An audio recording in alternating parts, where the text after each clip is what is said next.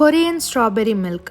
கொரியாவில் ஃபேமஸாக இருக்கிற இந்த சூப்பர் ரெஃப்ரெஷிங்கான ட்ரிங்க் எப்படி செய்கிறதுன்னு பார்க்கலாம். இதுக்கு ஒரு பவுல் ஃபுல்லாக தண்ணி எடுத்துகிட்டு 150 கிராம் அளவுக்கு ஃப்ரெஷ்ஷான ஸ்ட்ராபெரி எடுத்துக்கலாம்.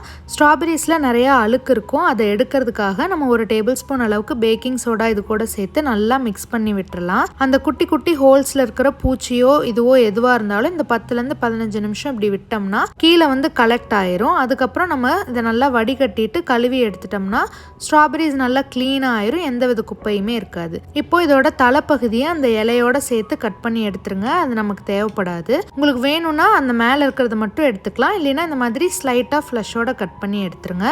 இப்போ இதை இந்த அளவுக்கு 4ஆக கட் பண்ணிவிட்டு அதுக்கப்புறம் பொடி பொடியாக கட் பண்ணிக்கோங்க. ஏன்னா சின்னதாக இருந்தால் தான் நம்ம குக் பண்ணுறப்ப டக்குன்னு அது நல்லா மசிஞ்சு வரும். அதுக்காக தான். இதே மாதிரியே எல்லா ஸ்ட்ராபெரியுமே நம்ம கட் பண்ணிக்கலாம். உங்களுக்கு ஃப்ரெஷ்ஷான ஸ்ட்ராபெரி கிடச்சிதுன்னா இதவே யூஸ் பண்ணிக்கோங்க.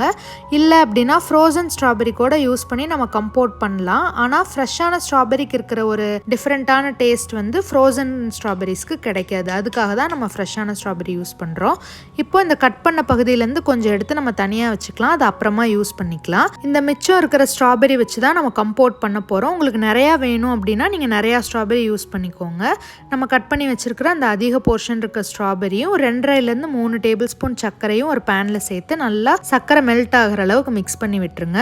இப்போ சர்க்கரை ஓரளவுக்கு நல்லா மெல்ட் ஆகி ஸ்ட்ராபெரிஸும் சாஃப்ட் ஆயிருக்கு. நமக்கு ஸ்ட்ராபெரி நல்லா மசிஞ்சு வர அளவுக்கு குக் பண்ணணும். இப்போ பார்த்தீங்கன்னா தெரியும் நிறைய ஜூஸ் ரிலீஸ் ஆயிருக்கு. இப்போ லைட்டாக இந்த மாதிரி மேஷ் பண்ணி குக் பண்ணுங்க. உங்களுக்கு வேணும்னா இன்னும் கூட நீங்கள் நல்லா மேஷ் பண்ணிக்கலாம். காம்போர்ட் எப்பயுமே இந்த மாதிரி திக்காக தான் இருக்கணும். அதுக்காக தான் நம்ம இந்த ஸ்டேஜ்லேயே எடுக்கிறோம்.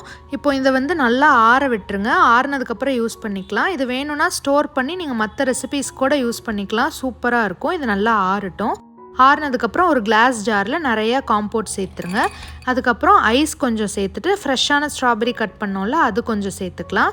1.5 கப்லேருந்து எவ்வளோ தேவைப்படுதோ அந்தளவுக்கு காய்ச்சி ஆற வச்சு சில்லுன்னு இருக்கிற பால் சேர்த்துக்கலாம். சேர்த்துட்டு சர்வ் பண்ணுறதுக்கு முன்னாடி இதை நல்லா மிக்ஸ் பண்ணி சர்வ் பண்ணுங்கள். அப்போ தான் அது குடிக்க சூப்பராக இருக்கும். இதை நல்லா சில்லுன்னு சர்வ் பண்ணிங்கன்னா ரெஃப்ரெஷிங்கான கொரியன் ஸ்ட்ராபெரி மில்க் ரெடி ஆயிடுச்சு.